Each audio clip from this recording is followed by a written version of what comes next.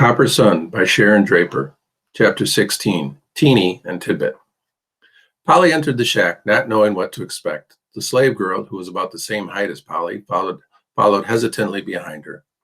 As her eyes adjusted to the dim light, she looked around. It was just one room, barely large enough to turn around in, made of rough wooden planks. It held a small wooden table, a chair, one bed, and a straw mat on the dirt floor. It smelled faintly of sweat. "I've lived in places much worse," Polly said to the slave girl, who had already sunk to the floor and curled her arms tightly around herself. She thought back to the damp and moldy shack she'd shared with her mother while her father was in prison, and the attic room at Jeremy Carden's place. The slave girl whispered words that Polly could not decipher. "You'd better quit talking that jungle talk," Polly admonished. "I'm pretty sure that would be frowned upon in this place." She scowled as she looked at the confusing expression on the girl's dark face. "I don't know what Mr. Derby is thinking. How am I supposed to make you civilized?" Polly looked closely at the slave. Her cheeks were sunken into her thin face, which made her eyes look very large, like a deer's. When the two girls exchanged glances, Polly could see bitterness flash in the slave girl's eyes for a moment. Her lips were full, but her nose was thin, almost like Polly's own. Polly was unaccustomed to being this close to a Negro, and she marveled at how dark and mysterious the girl's face looked. A thin sheen of sweat covered the slave's slim body. Her hair, thick and matted, obviously had not been brushed in a long time. Welts and bruises, some of them quite recent, covered her arms and legs. Polly's stomach suddenly growled. She pressed her hands against it. When had she last eaten? The slave girl watched Polly carefully, then grabbed her own stomach. "Well, I suppose you're hungry too," Polly said. "You have no idea what I'm saying, do you?" The girl just stared at her. "This is impossible," Polly shouted, and the slave cringed. "What am I doing out here in a shack taking care of some savage?" Furious with frustration, she pummeled the lumpy straw mattress with her fists until she was out of breath. "What am I supposed to do with you?" The girl shrugged as if she understood. Polly sat down heavily in the wobbly wooden chair and ran her fingers through her own uncombed hair. Her stomach growled again. "I suppose we must start somewhere," she said with a sigh. "Hungry," she said, rubbing her own stomach. "Hungry." Polly put her fingers to her mouth and moved her lips as if she were eating. "Hungry. Eat," she said, not expecting a response. The slave girl looked cautiously, then, to Polly's utter surprise, said quite clearly, "Hungry. Eat." Polly looked at her suspiciously. "Either I'm a very good teacher, or you are not as stupid as you look." "Eat food," Polly said, adding a new word. The slave girl repeated the phrase easily. "Well," Polly said with a look of amazement on her face, "I'm just going to talk to you as if you understand and teach you new words as we get to them. I imagine the sooner I complete this task, the sooner I can be assigned some more respectable duties, like sewing or serving the lady of the house." The slave girl stared up at her. "From what Mr. Derby told me, this place is called Derbyshire Farms," Polly began. "It is a rice plantation. Can you say plantation?" Polly repeated the last words slowly. "Plantation. Plantation," the girl repeated. Although she certainly hadn't expected this, Polly refused to show the girl any encouragement. "I am Polly, and I work for Mr. Derby just like you." She hesitated, then added, "Well, not exactly just like you. You're a slave, which means you belong to him." "Slave," the girl said clearly. Her eyes narrowed and her lips drew back fiercely over her teeth as she said the word. She knows exactly what that word means, Polly thought. "Let's do something easier, like introductions," Polly said, trying to change the subject. "I am Polly," she said, pointing to herself. "Polly. Polly." "Yes," Polly said, allowing herself a smile. "And you are Mina. Can you say Mina? It's your new name." She pointed to the girl on the floor. "Mina." The slave girl shook her head. "Amari," she said with pride, pointing to herself. "I warned you about talking those African words," Polly reminded the girl. "You are Mina. Mina." She said it clearly several times. "No, Mina." The slave girl frowned and shook her head forcefully. "Amari." She said it again slowly. "Amari." Polly sighed and said, "Amari." Amari smiled at her for the first time. Amari, she said again.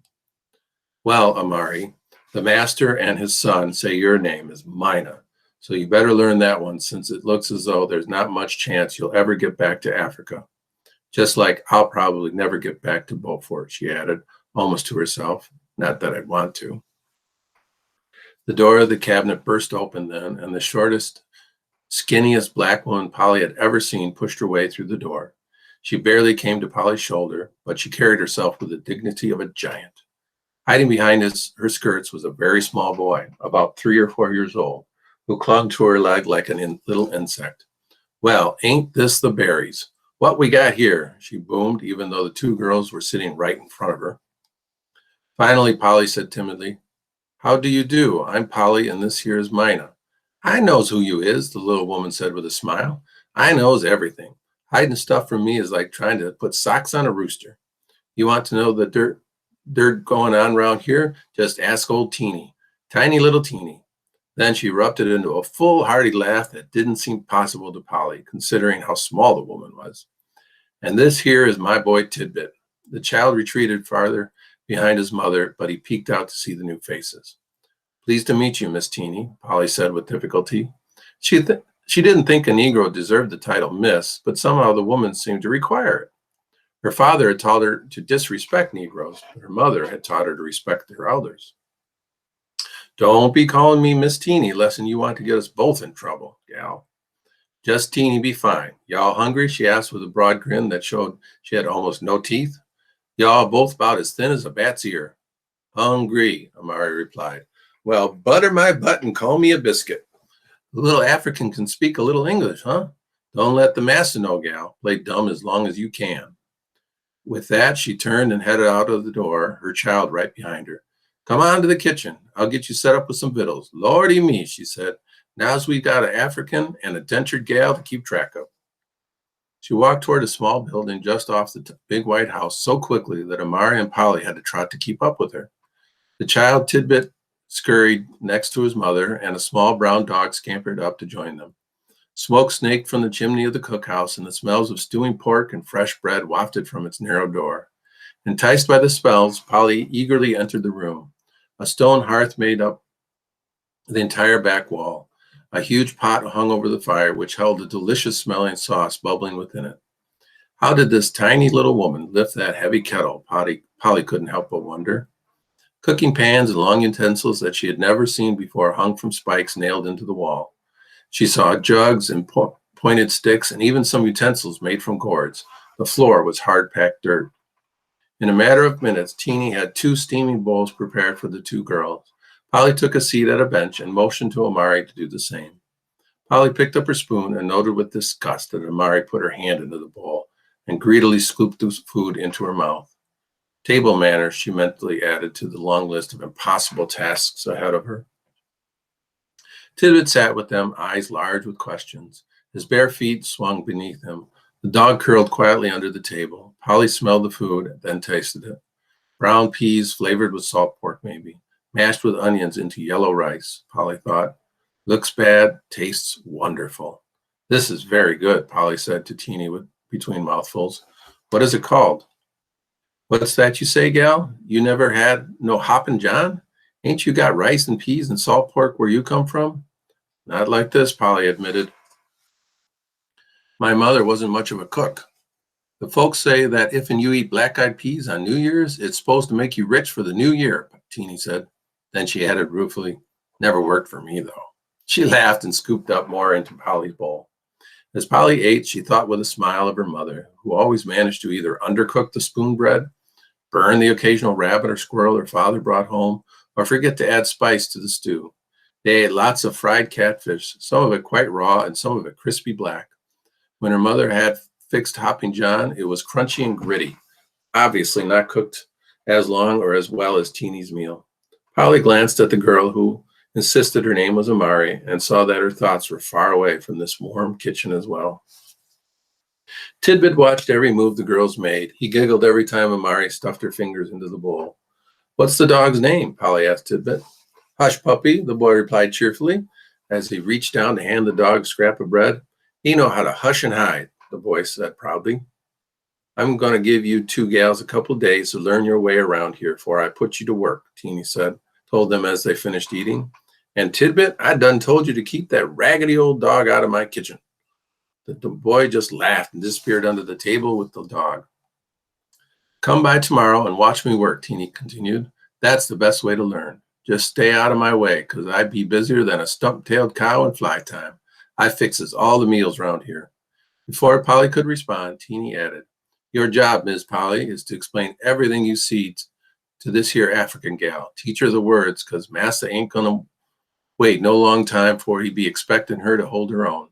And Miss African, learn what words you can, but learn to keep your mouth shut, 'cause Clay, that hellhound, got less patience than his daddy.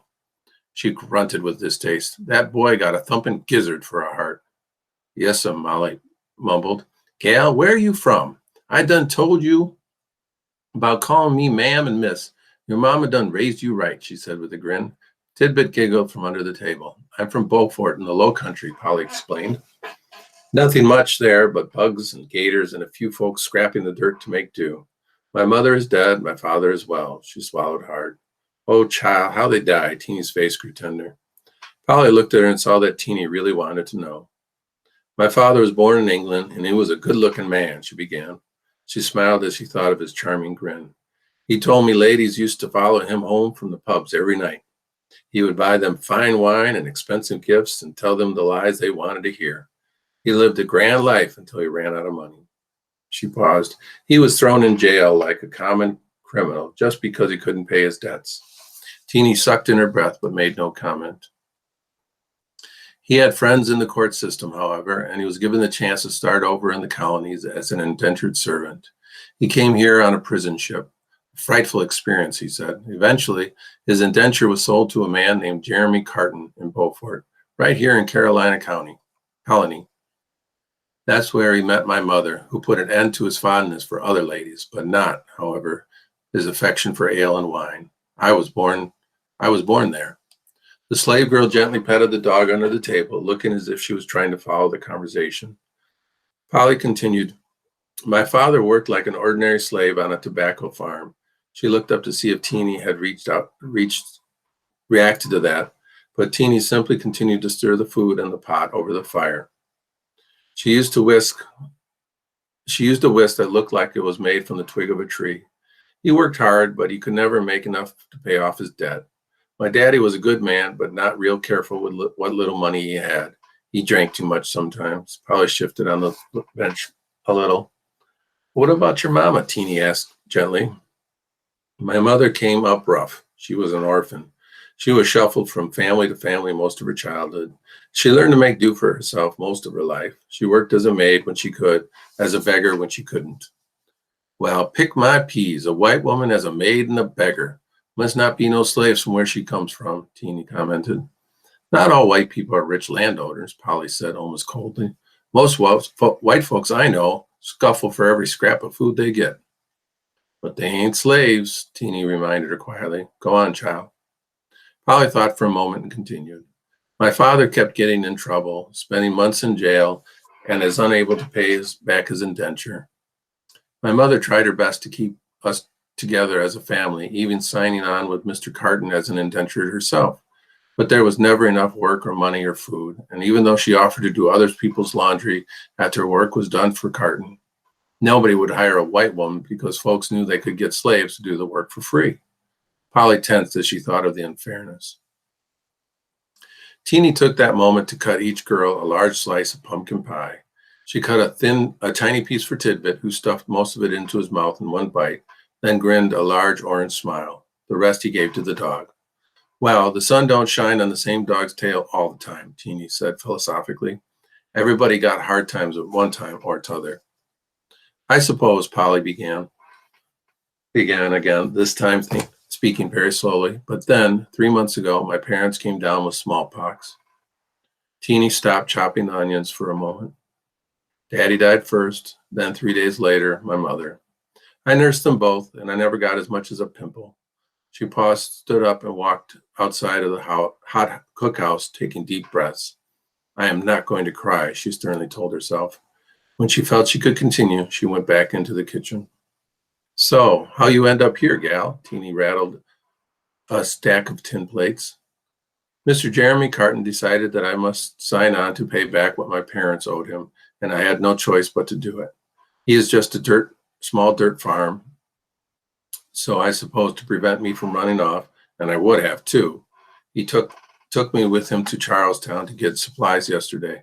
But then he met Mr. Derby in a tavern, and he somehow sold my indenture to him. I'm not sure how or why, so here I am.